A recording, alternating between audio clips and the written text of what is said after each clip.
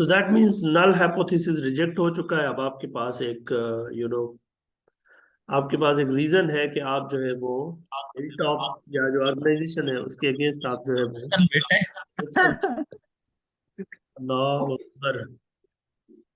Thank you. Okay, so that was all about P value approach for lower tail test. अब दूसरी ये है critical value approach for this same, यानी lower tail test, critical value approach. ये भी बहुत ही आसान है, मतलब कुछ भी नहीं है इसमें। आप सबसे पहले जेड अल्फा फाइंड करेंगे, और जेड अल्फा ये है आपका। जेड अल्फा क्या है, तो आपके पास एक जेड की वैल्यू होनी चाहिए, यानी जेड अल्फा के बराबर रखेंगे, बराबर रखेंगे इसको अल्फा के। और अब क्या करेंगे, अब आप वो होता है ना कि एरिया आपको गिवन है और फिर आप जेड की एक वैल्यू फाइंड करते हैं, ये ऐसे करेंगे। यानी दी काइंड ऑफ वो जो ऑपोजिट प्रोसेस होता है ना स्टैंडर्ड नॉर्मल टेबल को देखने का। एक तो आपके पास जब वो होता है कि जेड वैल्यू है तो आप फिर एरिया फाइंड करते हैं डायरेक्टली। दूसरा होता है कि आपके पास एरिया गिवन है और फिर आप जेड की वैल्यू फाइंड करते हैं। तो यहाँ पर क्या होगा, आपके पास ये एरिया अल्फा है, फिर आप ये यहाँ पर एक वैल्यू फाइंड करेंगे जेड की, जिससे लेफ्ट पर ये एरिया है। तो फिर ये जो जेड अल्फा है इसके बेसिस पर फिर क्रिटिकल वैल्यू अप्रोच हो जाएगी लोअर डेल टेस्ट में। आप कहेंगे कि रिजेक्ट कर देंगे हम, रिजेक्ट एच नॉट, यानी नल हाइपोथेसिस को रिजेक्ट कर दें इफ, अगर जो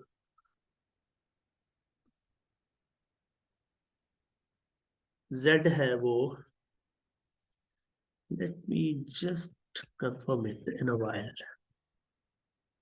जेड जो है आपका क्या होना चाहिए, वी हैड दैट, वो आपका greater than equal to Z alpha होना चाहिए, greater than equal to Z alpha होना चाहिए। यानी ये ये जेड जो है ये आपका ऐसे लिखे, आपका X bar minus mu over sigma over square root N, ये वैल्यू जो है ये जेड अल्फा से बड़ी होनी चाहिए। ये लोअर टेल टेस्ट है आपके पास क्रिटिकल वैल्यू अप्रोच के हिसाब से। अब यही क्रिटिकल वैल्यू अप्रोच हम अप्लाई करते हैं इसी अपना जो प्रॉब्लम है इसके ऊपर। जरा बताएं मुझे अल्फा की वैल्यू क्या है, 0.01। तो इसका मतलब मुझे एक z की वैल्यू चाहिए यहाँ पर, कोई z अल्फा जिसको कहता हूँ, सच दैट ये जो प्रोबेबिलिटी है ये 0.01 के बराबर है। अब इसको जो है ना आप रिवर्स में देखेंगे। Let me take you to the table, यानी okay, let me take you to the table, और फिर हम ये इसको कर लेते हैं। Okay, standard normal table, standard normal distribution table. Okay, so हमें 0.01 प्रोबेबिलिटी है, तो हमें जेड वैल्यू चाहिए जहां पर प्रोबेबिलिटी 0.01 आ रही हो। -2.33, वेरी गुड। 0.01 कहाँ पर आ रही है, 0.01।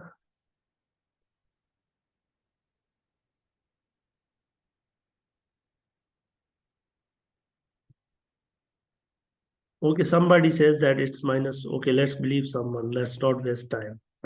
सो ये किसी ने कहा है कि ये जो एरिया आपको, मतलब ये ऐसे है कि ये आपके पास है ना, तो आपके पास ये एरिया गिवन है ये वाला, यानी ये एरिया गिवन है आपके पास 0.01।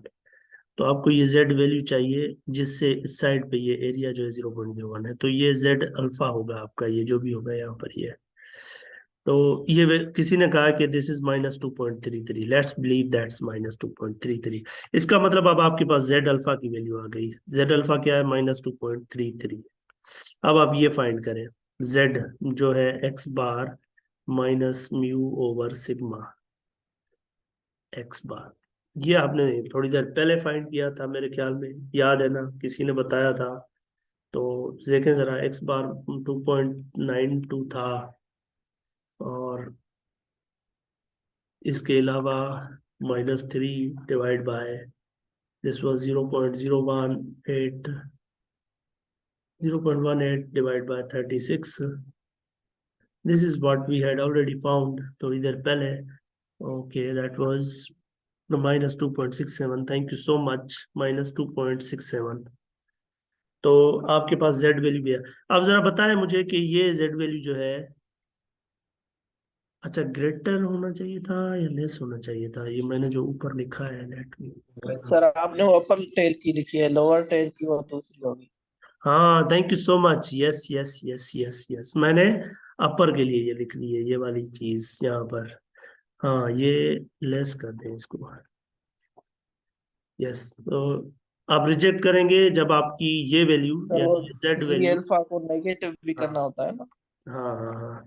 वो I think you don't need to do that, कोई जरूरत ही नहीं है. आई थिंक रिजेक्ट H0 अगर आपका z जो है वो less than equal to Z alpha, ये खुद ही नेगेटिव आएगा most of the times. I think you don't need to take it negative because ये वैल्यू आएगी ही नेगेटिव में तकरीबन आपके पास. क्योंकि वो जो एरिया होता है ना, जो आपका ये वाला एरिया, यानी अल्फा की वैल्यूज की बात करें अगर, तो अल्फा की वैल्यूज अगर यहाँ से इस साइड, तो ये एरिया जो है वो -1 से 0 से तो इस साइड पर है ना. तो ये वैल्यू कहीं ना कहीं माइनस में होगी, तो जेड अल्फा आप माइनस में ही रखें, कोई वो ऐसे ही रखें. अब जस्ट ये चेक करें कि -2.67 जो है जेड की वैल्यू आ रही है जो, वो क्या जेड अल्फा से छोटी है? तो आप चेक करें इसको, चेक दैट. तो -2.67 है जेड की वैल्यू, जो कि वाकई -2.33 से छोटी है. तो दैट मीन्स के we can conclude that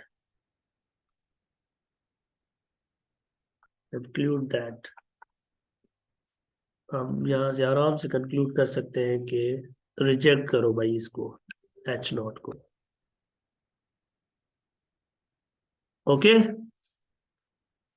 so that was like all about one tail test for lower tail hypothesis. इसमें कोई सवाल है तो पूछे, वरना फिर अपर टेल बहुत ही आसान है, कोई उसमें मसला नहीं है बड़ा.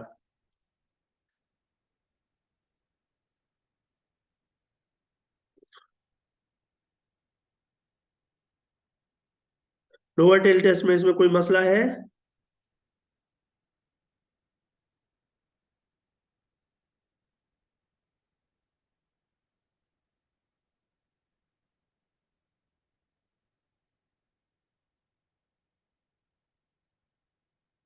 Okay, so let's talk about upper tail test.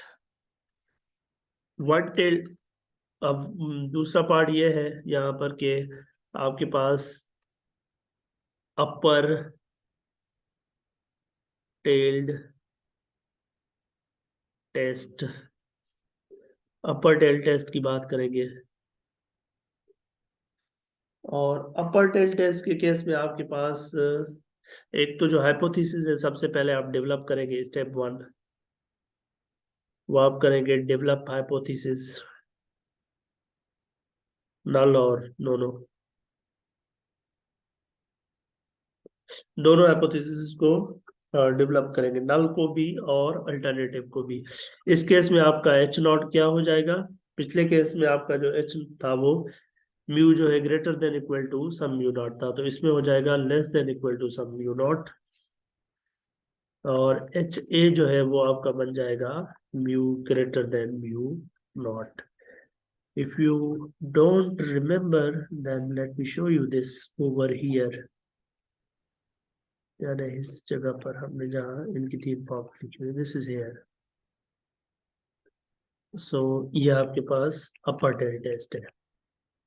सबसे पहला स्टेप यहाँ पर भी यही होगा कि आप सबसे पहले जो है हाइपोथेसिस डेवलप करेंगे. नंबर 2, यहाँ पर भी आपके पास जो है वो लेवल ऑफ सिग्निफिकेंस एक वैल्यू होगी,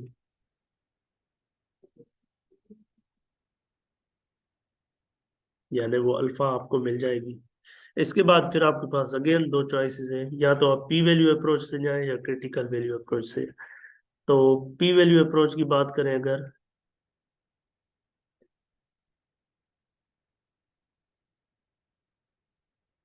तो पी वैल्यू अप्रोच के लिए आपको पी चाहिए. लेकिन इस केस में ये जो पी है, ये अपर टेल की उस केस से थोड़ी मुख्तलिफ है. वहां पर प्रोबेबिलिटी जो है वो हम फाइंड कर रहे थे जब पी, वो हम फाइंड कर रहे थे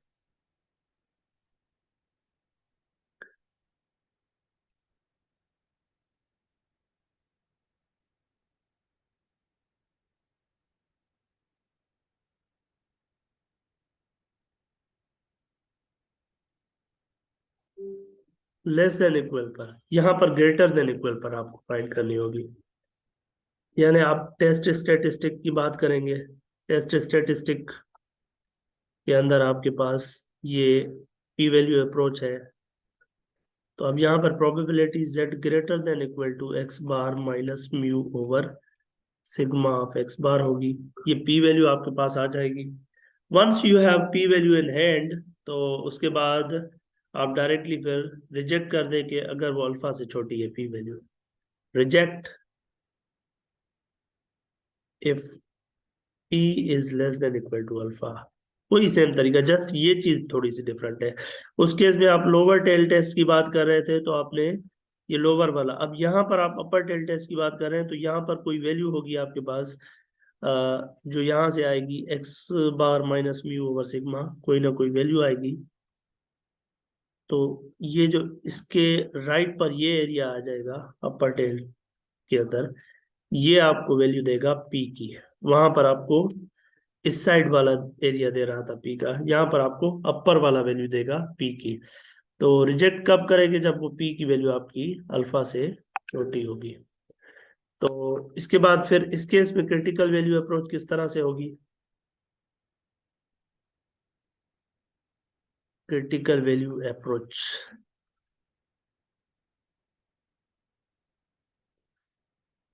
फॉर अपर केस।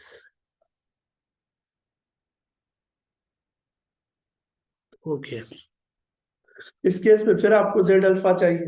तो यहाँ पर आपके पास जो जेड अल्फा चाहिए, वो आपको एक ऐसा जेड चाहिए कि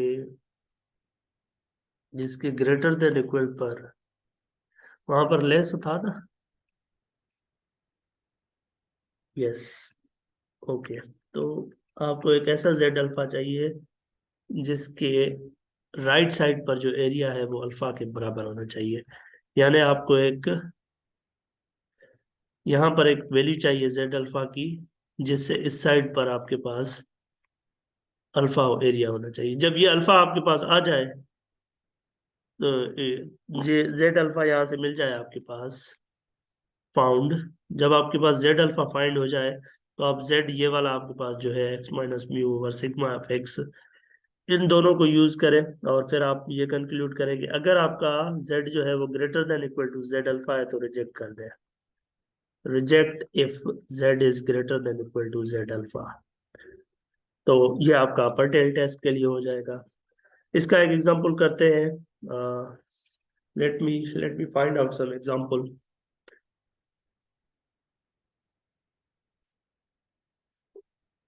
ओके, सो एग्जांपल कोई देखते हैं। मेरे ख्याल में जो हमने फ्यूल वाला किया था, न्यू फ्यूल वाला, उसको जरा मैं देख लूं, शायद वो इस कैटेगरी में आ जाए।